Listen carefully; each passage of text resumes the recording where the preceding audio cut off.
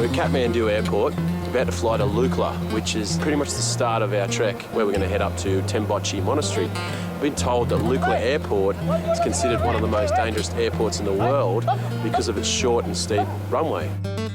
Once saying a few quick words to whoever would listen, I prepared myself for what was an amazingly beautiful, yet very intimidating introduction to the Himalayas.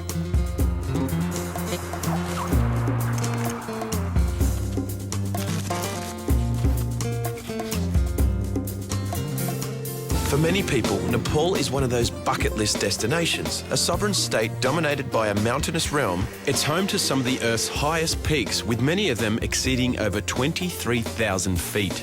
You either come here for enlightenment or to conquer. And thanks to World Expeditions, I was here for a bit of both. Just the start of our trek.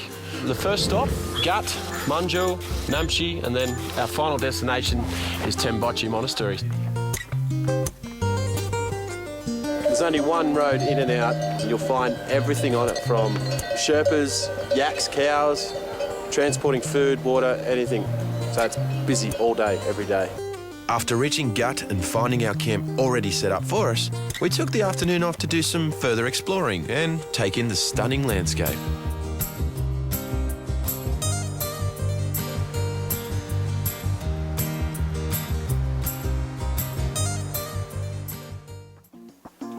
Morning.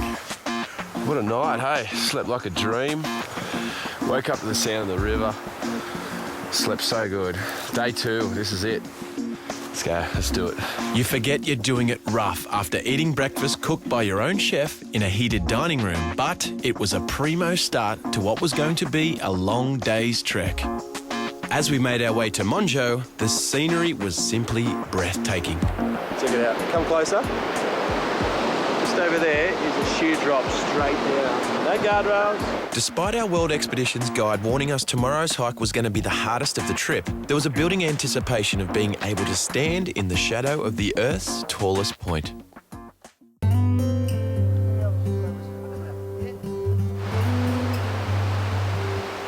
find these suspension bridges all throughout your Himalaya trek. This one's about probably 100 metres long, 100 metres off the water, and they're used to ferry everything across. But you don't want to be afraid of heights. Check it out.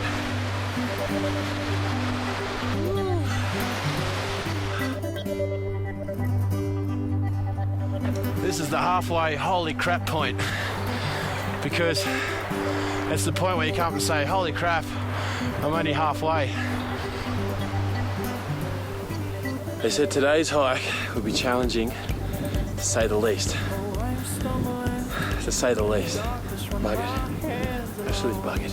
But as we got higher and the air got thinner, we were rewarded with a view of our planet's highest point, Mount Everest. That's it, straight through there. It's all yours. Take it. Banging on those walls, would you open up the door? On the long walk home. The next morning, we awoke in Namche Bazaar, a busy service town. It's a popular base for climbers and expeditions wanting to acclimatise and prepare for further treks. And at 3,720 metres above sea level, it's home to one of the highest airports in the world. Further up the mountain, we came to the highest hotel, the Everest View. After 3 days of hiking to an altitude of over 3,800 metres, A cold beer at the Mount Everest Hotel in front of Mount Everest. I reckon I've really earned this. Cheers to the rest of the world below me. after enjoying the shops and marketplace during our rest day in Namche, we continued on to our destination of Tembochi Monastery. The walk was spectacular and gave us some amazing views of Everest and the surrounding peaks.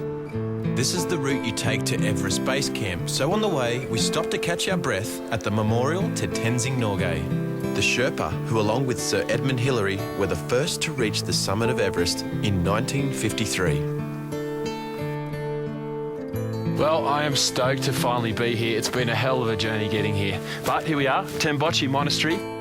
Founded in 1916 by Lama Gulu, it's home to about 40 monks. Right in the eye line of Everest. Perfect.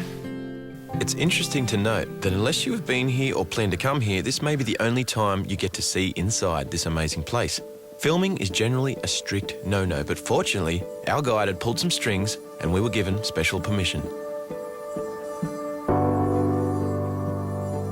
34-kilometre, 8-day round trek back to Lukla is no walk in the park, and upon my return, I had a genuine feeling of accomplishment. But it took a back seat to a special moment I shared with a few small locals when I got to play an impromptu gig at the appropriately named Schoolhouse in the Clouds, founded by Sir Edmund Hillary. It was my 30th birthday and I was on top of the world. I didn't expect my 30th to be this cool. Yeah, that sort of memory will stick with you forever. Forever.